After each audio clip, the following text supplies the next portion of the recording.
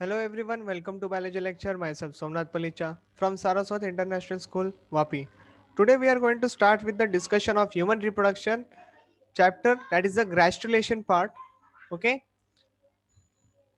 Last lecture में हम लोगों ने इसके टिल यू कैन से इम्प्लांटेशन वगैरह ये सारी प्रोसेस जो थी इसके बारे में बात कर ली थी, राइट।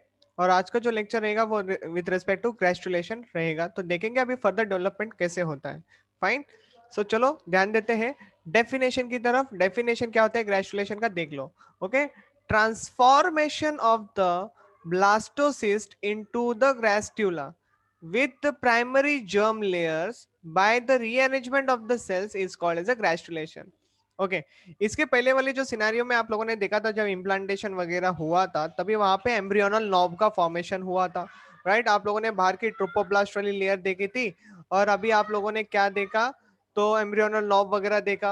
अब क्या करना है, जो एम्ब्रियोनल नॉब रीजन जो है, now there you will able to see a kind of changes is occurring, और वहां की कुछ सेल्स जो है वो अपने आप को इस तरीके से discipline wise you can say they will arrange themselves कि there is a formation of three primary germ layers. Okay, that is a ectoderm, mesoderm, endoderm, ये सारी लेयर्स का फॉर्मेशन होना चालू होगा। लेकिन किस तरीके से ये सारी बातें होगी उसको हम लोग समझेंगे। Okay, granulation involves the cell movement which help to attain the new shape and morphology of the embryo. These cell movement are called as a morphogenetic movement. अभी ये morphogenetic movements क्या होता है मैं आपको दिखाऊंगा diagrams में, so till that time you just listen very clearly. Okay, in all the triploblastic animals you can see, all the triploblastic animal, three germ layers namely ectoderm, mesoderm and endoderm are formed by the morphogenetic movements. Okay, next process के बारे में बात करते हैं। In human the germ layers are form so quickly that it is difficult to determine exact sequence of the events. Okay, तो बहुत जल्दी जल्दी काम होता है। ओके, तो जैसे कि ये रहा डायग्राम आपके सामने जो कि ग्रेजुलेशन का इवेंट के बारे में बताता है। ओके, सबको पता है ये इरेगुलर टाइप ऑफ मेम्ब्रेन जो यहाँ पे बनी हुई है, दिस इज द एंडोमेट्रियम।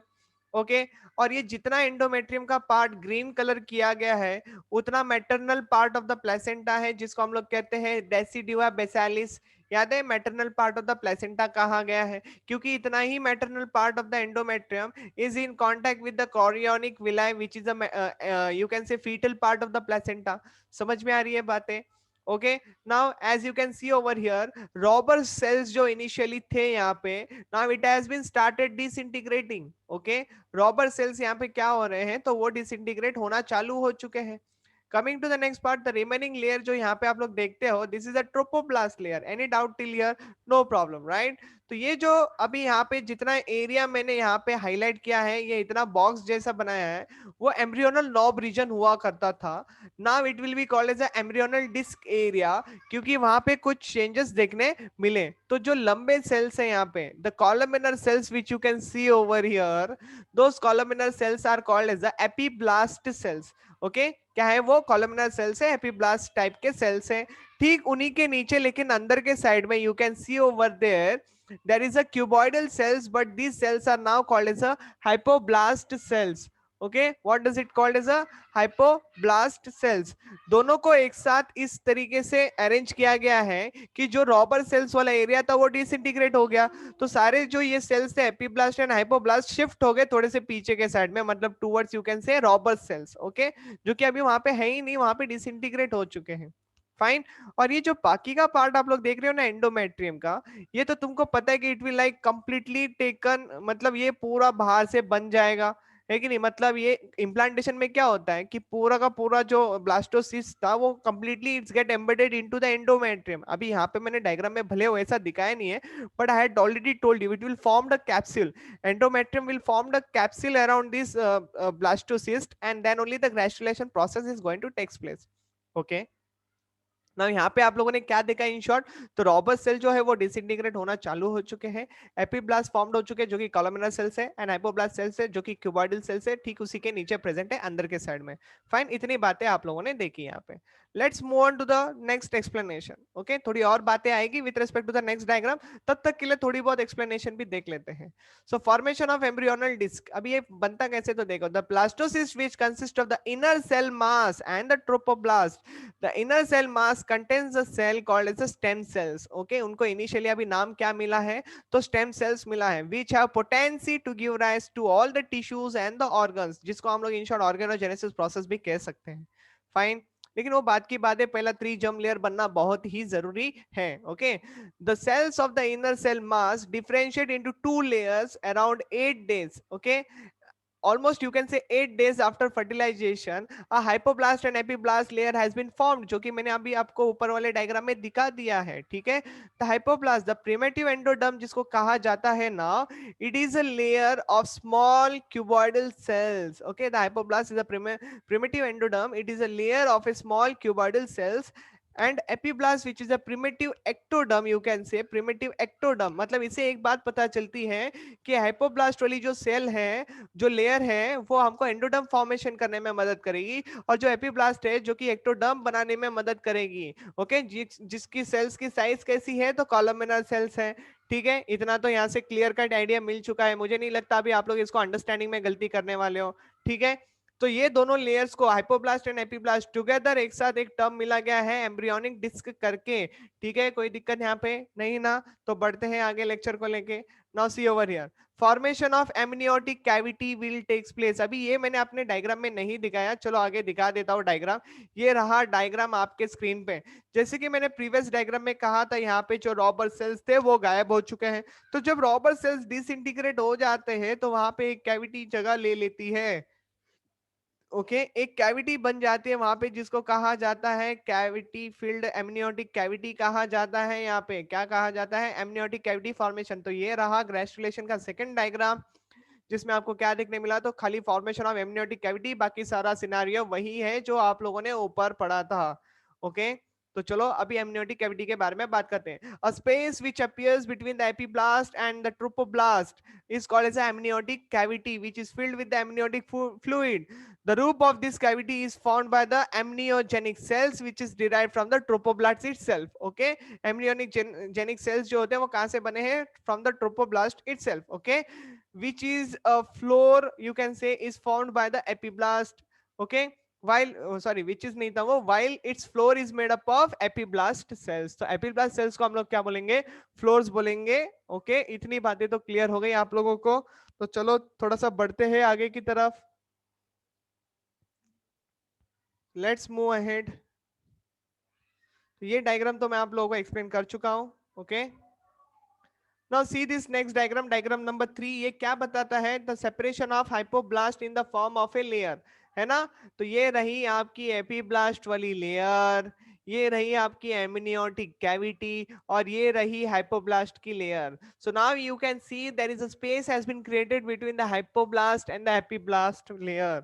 है कि नहीं, इतना तो क्लियर हो गया ना आप लोगों को, कोई डाउट है यहाँ पे भी, समझ में आ गई बातें, एकदम सिंपल है। ओके, तो बढ़ते हैं आगे। Now what you have to see over here, see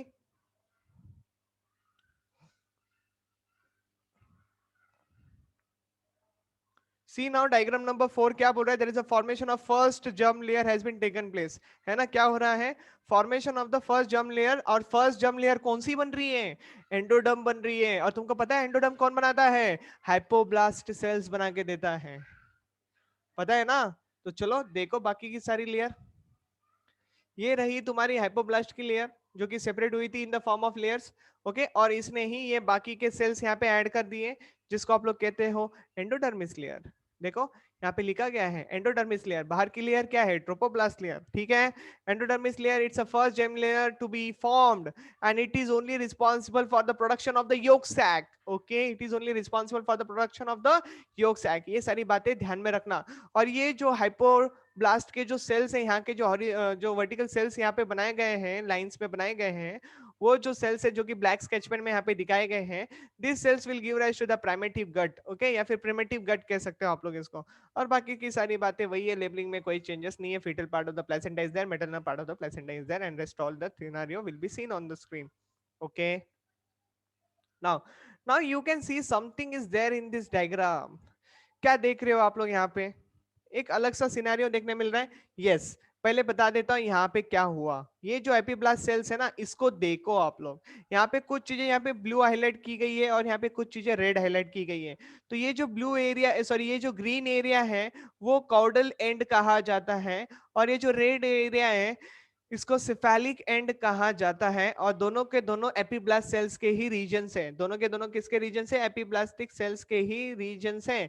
now the caudal end of the epiblast layer will give rise to a lumps of cells, will give rise to a lumps of cells. Okay, मतलब group of sales बन बन के निकलेंगे, और वो क्या रहेगी? हमारी mesoderm, that is a second germ layer. यही सारे आपके क्वेश्चंस बनते हैं, ध्यान रखना. ओके, पहली जर्म लेयर थी एंडोडर्म फॉर्मेशन, दूसरी जर्म लेयर है यहाँ पे मेसोडर्म फॉर्मेशन. समझ में आई बात? ओके, और जो सिफेलिक एंड है of the epiblast cells, that will be going to give rise to our next germ layer, that is the ectoderm layer. That is which layer? ectoderm layer formation करेगी. ठीक है, इतनी सारी बातें clear हो रही है यहाँ से. Okay, so gastrulation, formation of the second germ layer has been very much clear to you. तो चलो देखो, तीसरा डायग्राम अभी आपके स्क्रीन पे आ चुका है. ये रही ब्लैक वाली जो कि एंडोडर्म की लेयर है. ओके, ये लम्स जो आप लोग यहाँ पे देख रहे हो, this is what layer? So this is the mesoderm layer. ये रेड कलर की लेयर जो आप लोग देख रहे हो, जो कि सिफेलिक एंड रीजन से बनाई गई थी, this will be called as ectoderm, जो कि थर्ड जर्म लेयर है. बात एकदम क्लियर कट है आपके स्क्रीन पे, कोई टेंशन लेने वाली जरूरत नहीं है. डायग्राम काफी सिंप्लीफाइड फॉर्मेशन में है, मुझे नहीं लगता आप लोग यहाँ से कोई गलत कर बैठोगे. ठीक है, तो ग्रेजुलेशन में क्या हो गया? Formation of the ectoderm, third germ layer has been shown.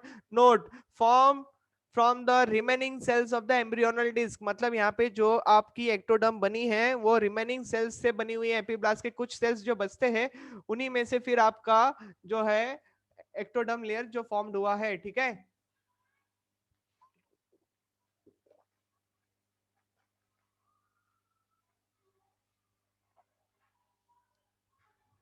अभी तीन जर्म लेयर्स तो बेटा आप लोगों ने काफी इजीली समझ लिए, बिना कोई मैटर होते हुए आप लोगों ने काफी इजीली इसको समझ लिया. लेकिन सबसे इंपॉर्टेंट बात क्या है जो कि होती है, वो है यहाँ पे देखो, ये जो येलो कलर की लेयर जो यहाँ पे बनी हुई है, this layer is your epiblast layer, you can से. ओके, कौन सी लेयर बोल सकते हैं? एपीब्लास्ट वाली लेयर. ओके, और जो नीचे है वो है तुम्हारी क्या कहते हैं उसको, हाइपोब्लास्ट वगैरह लेयर. ओके, ये सारी लेयर्स फॉर्मेशन हुई थी, लेकिन अभी एपीब्लास्ट एंड हाइपोब्लास्ट तो सेपरेट हो गए ना तुम्हारे. ठीक है, तो एपीब्लास्ट वाली लेयर क्या करती है? कुछ ना कुछ नए सेल्स ऐड करने लगती है. तो ये बीच में जो नए सेल्स है वो तुम्हारे लम्प्स ऑफ सेल्स है, जिनको मेसोडर्मल सेल्स कहा जाता है. ठीक है, ये जो नीचे सेपरेट हुई थी क्यूबॉइडल लेयर, वो क्या करेगी? तो तुम्हारी एंडोडर्म फॉर्मेशन करने के लिए मदद करेगी. ठीक है, और ऊपर वाली जो येलो कलर की लेयर बच गई वो तुम्हारी एक्टोडर्म है. तो मतलब एक्टोडर्म फॉर्म्ड हो चुकी है, तुम्हारी एंडोडर्म फॉर्म्ड हो चुकी है, तुम्हारी मेसोडर्म लेयर यहाँ पे फॉर्म्ड हो चुकी है. फाइन, इतनी काफी क्लियर कट आप लोगों को समझ गया. तो यहाँ पे आप लोग जो कैविटी देख रहे हो, this is complete area, is amnion area. और यहाँ पे जो आप लोग देख रहे हो, this is an yolk sac वगैरह एरिया. ये सारी चीजें हम लोग और डिटेल में पढ़ेंगे, लेकिन ये डायग्राम क्या बता रहा है पहले उसको समझो. ये डायग्राम प्रिमिटिव स्ट्रिक के बारे में बता रहा है. यहाँ पे क्या आप डिप्रेशन देख पाते हो? नॉर्मली कैसे बनाया था हम लोगों ने डायग्राम? ऐसे ही डायरेक्टली कॉलमनर सेल्स बना दिए थे. ठीक है, और उसके नीचे हाइपोब्लास्ट की लेयर बना दी थी ऐसे क्यूबॉइडल सेल्स की. फाइन, लेकिन ये जो थ्री जर्म लेयर फॉर्मेशन कब पता चलता है कि वो बनने वाले हैं? जब ये जो ऊपर की लेयर है ना, एपीब्लास्ट वाली लेयर, ये इस तरीके से हो जाती है. समझ में आ रही है बातें? इस तरीके से जब वो बीच में ऐसे डिप्रेशन बना देती है, that is a sign, that is an indication that gastrulation process has been started, means there is the formation of three germ layers is going to be takes place. Okay, और नीचे है तुम्हारा cuboidal epithelial cells जो कि hypoblast कहलाता है. Fine, so this is how we had completed the scenario of the granulation with this diagram. Okay, with the help of this diagram. Okay, अभी एक डायग्राम एक और है जिसको आपको थोड़ा सा और ध्यान देके पढ़ना पड़ेगा. देखो, इसका नाम क्या है? Formation of extra embryonic membrane, amnion, chorion, yolk sac and allantois. Okay, तो टोटल कितने आपके एक्स्ट्रा एम्ब्रियोनिक मेम्ब्रेन होते हैं? 4. Amnion, chorion, yolk sac and Elon toys.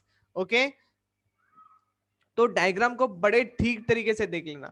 ये जो बाहर की बड़ी वाली सर्कल लेयर बनाई हुई है, सर्कुलर लेयर बनाई हुई है, जो कि ग्रीन इन कलर में है, आप लोग उसको नोटिस करो. ओके, जो बाहर की बड़ा सा कर्वेचर आप लोग देख रहे हो ना, ये जो दो लेयर का है, इसको क्या बोलेंगे आप लोग? कोरियन बोलोगे, ओके क्या बोलोगे, कोरियन वाली लेयर है वो, okay. Now this Korean will give rise to this finger like projection, जिसको आप लोग क्या कहते हो, कोरियोनिक विलाय। ये क्या है, foetal part of the placenta. इतनी सिंपल सी बात है जो आप लोगों ने ऑलरेडी सीखी हुई है, ओके। ये बाहर क्या है, तो ये एमनियन है। एमनियन समझ में आया, जिसके अंदर एक फ्लूइड है जिसको हम लोग कहते हैं एमनियोटिक फ्लूइड। इसका काम क्या है, तो शॉक एब्जॉर्बर का काम करती है, okay. Amniotic fluid is a fluid filled cavity. समझ में आई बात। नाउ दोनों को ठीक तरीके से देखना है, कोरियन को भी ठीक तरीके से देखना है और एमनियन को भी ठीक तरीके से देखना है। सबसे पहले बात करते हैं बाहर से, ओके। तो बाहर वाली जो कोरियन लेयर आप लोग देख रहे हो ना, इसको कहते हैं एक्स्ट्रा एम्ब्रियोनिक लंग। कोरियन को क्या कहते हैं हम लोग, एक्स्ट्रा एम्ब्रियोनिक लंग। तो जो बाहर से, एकदम बाहर से जो ग्रीन कलर की लेयर आप लोग देख रहे हो, इसको कहा जाता है सोमैटोप्ल्योर, ओके। सोमैटोप्ल्योर करके इसको कहा जाता है। ये दो लेयर की बनी हुई रहती है। आउटर साइड होता है एक्टोडर्म और इनर साइड होता है मीजोडर्म, ओके। आउटर साइड कौन सी लेयर है, एक्टोडर्म, और इनर साइड की कौन सी लेयर है, मीजोडर्म। ये आपको याद रखना है सोमैटोप्ल्यूर में। वही अगर मैं एमनियन की बात करूं तो एमनियन भी सोमैटोप्ल्यूर ही है, लेकिन फर्क क्या है कोरियन एंड एमनियन में, फर्क ये है कि इनर साइड जो है वो एक्टोडर्म की बनी हुई है एंड आउटर साइड जो है वो मीजोडर्म की बनी हुई है, ओके। ये आपको यहाँ पे ध्यान रखने वाली बात है। समझ में आई बात, क्लियर है। एमनियन एंड कोरियन के बीच का डिफरेंस समझ में आया, very good, okay. Now as you can see over here there is a small foetus has been drawn over here, है ना। ये फीटस बनाया हुआ है और यहाँ से दो ऐसे सैक बनाए हुए हैं, है ना। तो जो राइट साइड में सैक है उसको हम लोग बोलेंगे योक सैक, ओके, जो कि हाईली रेड्यूस स्ट्रक्चर होता है in case of the human beings. इसकी भी दो लेयर यहाँ पे आप लोग देख पा रहे हो। उन दो लेयर को नाम किया गया यहाँ पे स्प्लैंक्लोप्ल्योर करके, ओके। स्प्लैंकोप्ल्योर करके उनको नाम दिया गया है। What is this splanchnopleure, it is a mesodermal in origin, okay. This layer splanchnopleure layer is a mesodermal in origin. इसके दो लेयर जो होते हैं ना, इनर साइड में होता है एक्टोडर्म, सॉरी एंडोडर्म, और आउटर साइड में होता है मेसोडर्म, ओके। वही सेम सिनेरियो आपको यहाँ पे एलियन टॉयज में भी देखने मिलेगा। What is this alien toys, it acts like an extra embryonic kidney, okay. कैसे काम करती है, एक्स्ट्रा एम्ब्रियोनिक किडनी के जैसे काम करती है। इसकी भी दो लेयर होती है जिसको भी स्प्लैंक्लोप्ल्यूर कहा जाता है। ये भी मेसोडर्मल इन ओरिजिन लेयर है, लेकिन फर्क क्या है, कुछ नहीं। अभी यहाँ पे दोनों के दोनों स्प्लैंक्लोप्ल्यूर जो लेयर्स है वो एक्जैक्टली सेम है। इनर वाली एंडोडर्म है, आउटर वाली मेसोडर्म है, ओके। तो यहाँ पे with respect to the you can say alien twice and you can say yolk sac, दोनों में आप लोगों को गड़बड़ नहीं होनी चाहिए। एक ही चीज जैसे वो लोग अपीयर करते हैं, लेकिन कोरियन एंड एमनियन में हम लोगों ने फर्क देखा, ओके।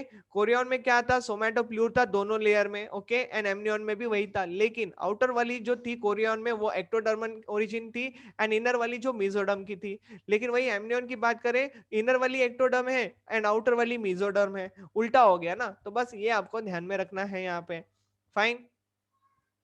तो ये रहा डायग्राम आपके स्क्रीन पे, जो कि फाइनली आप लोग देख पाते हो काफी अच्छे से। ये सारी चीजें आपको एक्सप्लेन कर, मतलब एक्सप्लेन की जाएगी अभी। तो यहाँ पे ध्यान देने वाली बात है, हमारा नेक्स्ट टॉपिक ही वही चालू हो रहा है यहाँ पे। तो जैसे कि आप लोग देख रहे हो, formation of extra embryonic coelom लिखा हुआ है, okay. The cell of the trophoblast give rise to the mass of cells, जिसको एक्स्ट्रा एम्ब्रियोनिक मेसोडर्म कहते हैं, ओके। क्या कहते हैं, extra embryonic mesoderm. The mesoderm is called extra embryonic because it lies outside the embryonic disc. Okay, पता चल गया extra embryonic का नाम क्या होता है, क्योंकि it lies outside the embryonic disc. It does not give rise to any tissue of the embryo itself, okay. The extra mesoderm, देखो यहाँ पे, the extra embryonic mesoderm is differentiated into outer somatopleuric extra embryonic mesoderm and inner splanchnopleuric extra embryonic mesoderm, okay. Both this layer encloses the embryonic coelom। तो दोनों के दोनों एक kind of coating ही है, जो कि समझ पा रहे हो, कवरिंग का काम करते हैं, okay. So formation of Korean and amnion वाले टॉपिक को देखो, बाकी सारी जो ऊपर का जो भी नहीं समझा रहेगा यहाँ पे नीचे एकदम क्लियर कट समझ में आ जाएगा। So at this stage two very important embryonic membrane is going to form, जिसको कहते हैं amnion and chorion, okay. Chorion and एम्ब्रियन लिखा हुआ है, ओके, आर फॉर्म। तो सबसे पहले कोरियन की बात करते हैं। The chorion is formed by the somatopleuric extra embryonic mesoderm layer from inside and the trophoblast outside. The amnion is formed by the, see, amniogenic cells inside and somatopluric extraembryonic mesoderm from the outside. ठीक है, clear हो गया? So यहाँ पे ये सारी बातें काफी क्लियर कट एक्सप्लेन की गई हैं. Okay, so as mentioned earlier, the embryonic part of the placenta is formed by the chorion. Okay, ये तो तुमको पता है, chorionic villi and all. Okay, so chorion also produce human chorionic gonadotropin HCG hormone which is a very important hormone of the pregnancy कहा जाता है इसको. ठीक है, amnion which surrounds the embryo creating the amniotic cavity which is filled with the amniotic fluid. इसका काम क्या है? It act as a shock absorber for the foetus, regulates the foetal body temperature and prevent the डेसिकेशंस. तो सारी बातें हम लोगों ने प्रीवियस डायग्राम में भी देखी. Okay, now let's talk about the formation of the yolk sac. So what is this? The flattened cells arising from the hypoblast pressing and see spread and lie inside the blastocyst. These are the endodermal cells lining the primary yolk sac.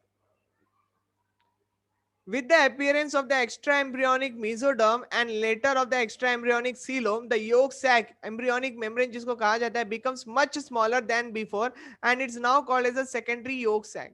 Okay, the secondary yolk sac consists of outer splanchnopleuric extraembryonic mesoderm and inner endodermal cells. Don't worry, ये सारी बातें मैं आप लोगों को ऊपर वाले diagram में बता चुका हूँ, which is highly reduced in case of the humans. Okay, but yolk sac is a kind of source of the blood cells. It functions as a shock absorber. Okay, so in short उनका काम एक ही है कि shock absorber का काम करते हैं. Formation of primitive streak already मैंने डायग्राम के साथ बता दिया है, सो एक बार रीड कर लेते हैं सो दैट आपको और काफी अच्छे से समझ में आ जाए. तो gastrulation involves the rearrangement and the migration of the cells from the epiblast. Okay, the primitive streak which is a faint groove on the dorsal surface of the epiblast is formed. The elongates from the posterior to the entire part of the embryo. Okay, the primitive streak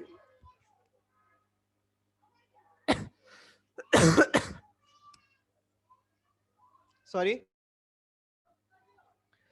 the primitive streak जो यहाँ पे clearly establishes the head and the tail and the end of the embryo as well as the right and the left side. Okay, मतलब in short ये है कि ये properly bilateral symmetry बनाने के लिए मदद करते हैं primitive streak. और इसी से हमको ये भी पता चलता है कि now there is a formation of 3 germ layer is going to appear.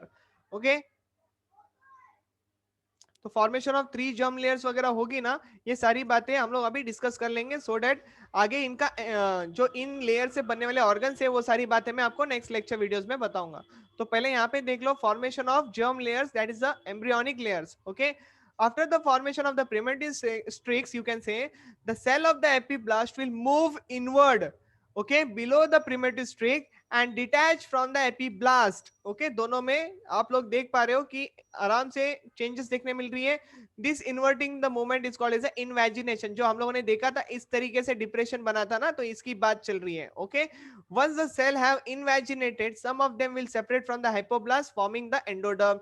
Okay, तो हाइपोब्लास्ट लेयर से ही एंडोडर्म का फॉर्मेशन हुआ था एंड एंडोडर्म, बट ऑब्वियसली बात है ये मैंने ऑलरेडी बता चुका, it's the first during the embryonic development, it's the first germ layer. Okay, now other cell which is remain between the epiblast and newly formed endoderm forms the mesoderm and the cell which is remaining the epiblast and the you can say are called as the ectoderm. मतलब remaining cells जो कि epiblast के हैं वो ectoderm बना के देंगे आप लोगों को. ठीक है, तो यहाँ तक हम लोगों ने क्या देख लिया? तो यहाँ तक हम लोगों ने ग्रेस्टुलेशन प्रोसेस जो है वो कवर अप कर लिया है. आने वाले लेक्चर्स में हम लोग क्या करेंगे तो इनके फेथ को जानेंगे. मतलब इन शॉर्ट ये जो 3 लेयर्स हम लोगों ने बनाए आज के लेक्चर में ग्रेस्टुलेशन में, वो 3 जर्म लेयर्स आगे जाके आपके क्या क्या बॉडी पार्ट्स ऑर्गन्स वगैरह जो हैं वो बनाने में मदद करेंगे. ये सारी बातें डिटेल स्टडी करेंगे. Till that time just keep reading your NCERT. मिलेंगे आपको नेक्स्ट लेक्चर से. Take care, bye bye.